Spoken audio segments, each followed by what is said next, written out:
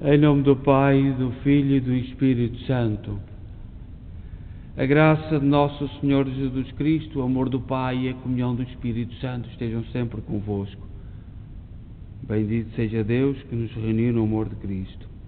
Bom dia, iniciamos a nossa oração da manhã, nesta quinta-feira, e enviamos uma saudação a todos os doentes, nesta situação de pandemia, de medo, de solidão, de isolamento. Nós enviamos o nosso abraço e a nossa saudação. Fazemos esta oração na igreja de Nossa Senhora de Fátima, Our Lady Fatima Church, na cidade de Kingston, Ontário, Canadá. Somos uma igreja criada pelo amor, pela dedicação, pelo sacrifício e pelo entusiasmo também, e sobretudo pelo testemunho de fé dos imigrantes católicos de língua portuguesa. Nesta manhã vamos meditar, rezar o Salmo 36. O Salmo 36 fala-nos do destino dos maus e dos bons. São Mateus, no capítulo 5, versículo 5, no seu Evangelho, referindo-se a este Salmo, referindo-se e usando as palavras de Jesus: bem-aventurados os mansos, porque possuirão a terra. Mas o salmista, já antes, no Antigo Testamento, refletia sobre o destino dos maus e dos bons. Muitas vezes a vida, o mundo, faz-nos julgar que é tudo igual, mas o Senhor diz no Evangelho: bem-aventurados os mansos, porque possuirão a terra. Então, neste Salmo número 36, o salmista diz assim: não te irrites com as obras dos maus, não invejes pessoas desonestas. Eles murcham tão depressa como a grama, como a erva verdejante, secarão. Tu confia no Senhor e faz o bem, e sobre a terra habitarás em segurança. Coloca no Senhor a tua alegria, e Ele dará o que pedir o teu coração. Deixa aos cuidados do Senhor o teu destino. Confia nele, e com certeza Ele agirá. Fará brilhar tua inocência como a luz, e o teu direito como o sol do meio-dia. Repousa no Senhor e espera nele. Não cobices a fortuna desonesta, nem invejes quem vai bem na sua vida, mas oprime os pequeninos e os humildes. Acalma a ira e depõe o teu furor. Não te irrites, pois seriam mal a mais, porque serão exterminados os perversos, e os que esperam no Senhor terão a terra. Mais um pouco e já os ímpios não existem. Se procuras seu lugar, não o encontrarás. Mas os mansos herdarão a nova terra, e nela gozarão a imensa paz. Glória ao Pai, ao Filho e ao Espírito Santo, como era no princípio, agora e sempre. Amém. Confia ao Senhor o teu destino, confia nele e com certeza Ele agirá. A leitura breve desta manhã é tirada do livro de Isaías, capítulo 45, versículo 8. O Isaías é o grande profeta do Advento, aquele que anuncia todas as realidades que vão acontecer com a vinda de Jesus Cristo. E Isaías neste dia diz: céus, deixai cair o orvalho das alturas, e que as nuvens façam chover a justiça. Abra-se a terra e germina a salvação, brote igualmente a salvação.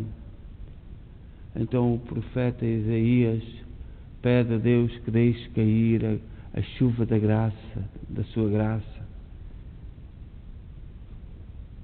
para que faça chover a justiça e que nós saibamos acolher aquilo que vem do céu.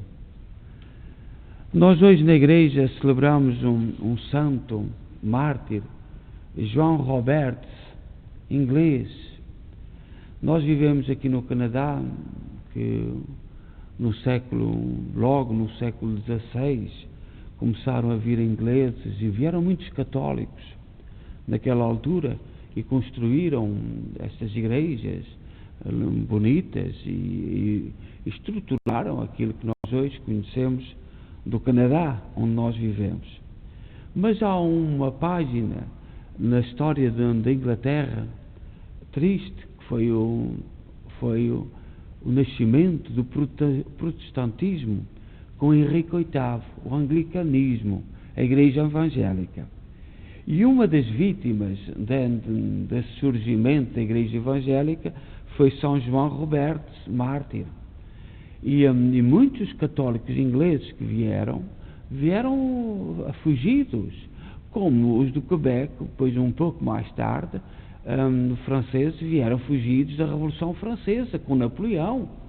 E a história faz-se de perseguições. Mesmo hoje nós estamos a viver momentos muito difíceis para a Igreja. E às vezes atribui-se aos outros aquilo que nós queremos. Muito daquilo que hoje, por exemplo, se diz do Papa Francisco é o que os grupos querem, aonde querem chegar, e acusam-no daquilo para onde pretendem ir. Mas São João Roberts, como outros, como a 22 de junho, celebra-se Tomás Moro, o chefe do Parlamento inglês, que não aceitou aquilo que o rei estava a fazer, foram mártires.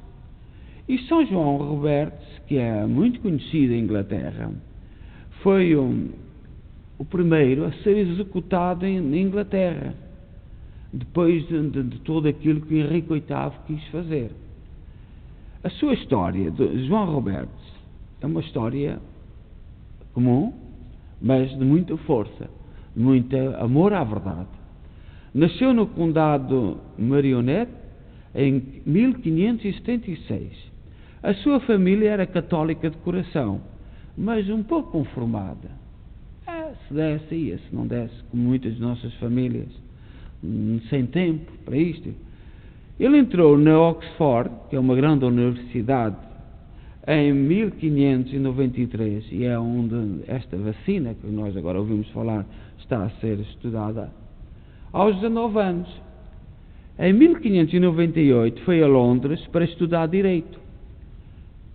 As escolas de Direito naquela época eram influenciadas pelo Papa. Então fez uma viagem a Paris, onde conheceu um católico inglês que o ajudou a converter-se seriamente. Foi então recebido na Igreja Católica pelo Cônego de Notre-Dame, em Paris. Em outubro de 1598 foi admitido no Colégio de Valladolid, na Espanha. O prestígio do mosteiro vizinho de São Bento influenciou este inglês muito, lembrado da evangelização da sua pátria pelos monges beneditinos enviados por São Gregório Magno, sob a chefia de Santo Agostinho Cantuária. Entrou, pois, no mosteiro de beneditinos de São Martinho de Compostela, onde emitiu a profissão em 1600, com alguns ingleses prometendo estabilidade e clausura perpétua. Roma, entretanto, o Papa autorizou o projeto de uma missão beneditina em Inglaterra. Completados os estudos em Salamanca, Roberts desembarcou na sua pátria. Traído, foi detido, depois solto graças a um período chamado de Jaime, em maio de 1603. Mas, como uma terrível peste gressou em Londres no verão de 1603, ele voltou para socorrer os doentes. Em fevereiro de 1604, os padres foram banidos por ordem do rei. foram proibidos os padres católicos por ordem do rei.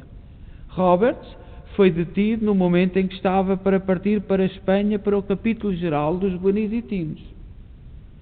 Foi encarregado de 1605 a 1606 em Gatehouse.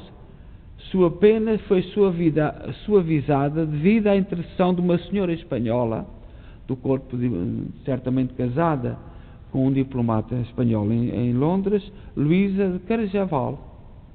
Exilado, partiu para a Espanha, organizou depois o priorado de São Gregório de Uruguai, do qual foi o prior. Em outubro de 1607, João Roberts passou novamente para a Inglaterra, onde foi preso a 17 de dezembro. Conseguiu escapar uma vez mais. Mas em 1609 foi novamente preso e novamente libertado, desta vez graças à intervenção do embaixador de França. Voltou para a Espanha, onde trabalhou pela aprovação do prioridade de São Gregório. Voltou à sua pátria, Inglaterra, mas foi novamente preso. Compareceu a 5 de dezembro diante de Abbott, bispo anglicano de Londres, que lhe expropriou o exercício do sacerdócio contra a lei. Portanto, foi proibido de exercer o seu sacerdócio por este bispo anglicano. A 8 de dezembro tomou conhecimento da sua condenação. Não teve senão palavras de perdão para os seus adversários e uma oração para o rei. Na prisão, desenrolou-se uma cena semelhante às últimas horas do Salvador com os seus discípulos. A bondosa senhora Luísa de Carjaval alimentava os presos, que eram todos sacerdotes, com excelentes tortas de pera e foi convidada a participar da última refeição. Roberts perguntou-lhe se não achava excessiva a sua alegria. Não, pois vós não podeis fazer melhor do que mostrar com que alegre coragem ides para a morte pelo Cristo. Portanto, esta senhora levou um jantar na véspera da morte de João Robert para a prisão.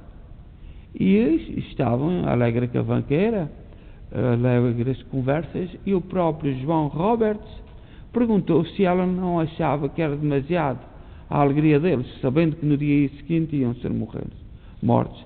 E ela deu um testemunho bonito.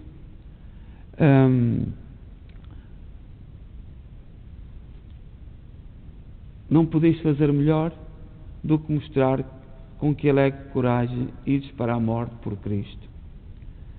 No dia 10 de dezembro, João Roberts abençoou os ladrões que deviam ser executados juntamente com ele e partiu.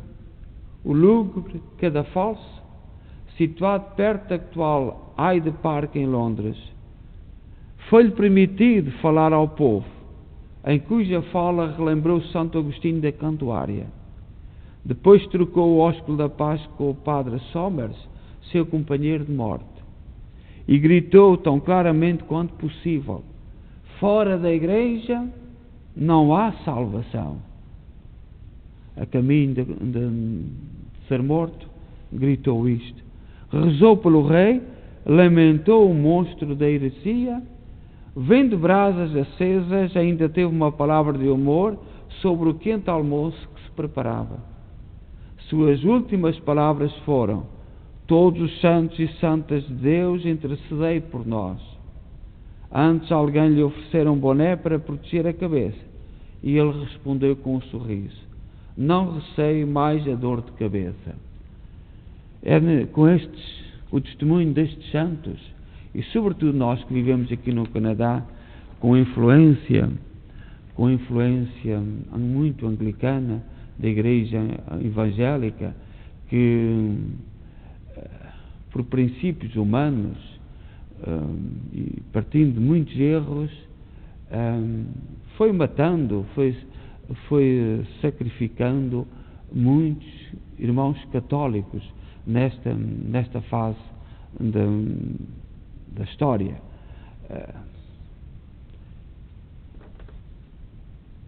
Aquilo que nós como cristãos temos que olhar é a fidelidade destes homens, destes irmãos, e procurar imitá-los com a nossa vida sincera de amor a Deus. Coloquemos diante de Deus as nossas preces, rezemos por todos os doentes e por todos aqueles cristãos que são chamados a dar a sua vida como testemunho de fé. Pai nosso, que estais nos céus, santificado seja o vosso nome, venha a nós o vosso reino, seja feita a vossa vontade, assim na terra como no céu. O pão nosso cada dia nos dai hoje, perdoai-nos as nossas ofensas, assim como nós perdoamos a quem nos tem ofendido, e não nos deixeis cair em tentação, mas livrai-nos do mal. Amém. Oremos. Despertai, ó Deus, os nossos corações, a fim de prepararmos os caminhos do vosso Filho, para que possamos, pelo seu advento, vos servir de coração purificado, por nosso Senhor Jesus Cristo, vosso Filho, na unidade do Espírito Santo. O Senhor esteja convosco. Ele está no meio de nós. Abençoe-nos Deus Todo-Poderoso, Pai, Filho e Espírito Santo. Amém. Desejo a todos um santo dia.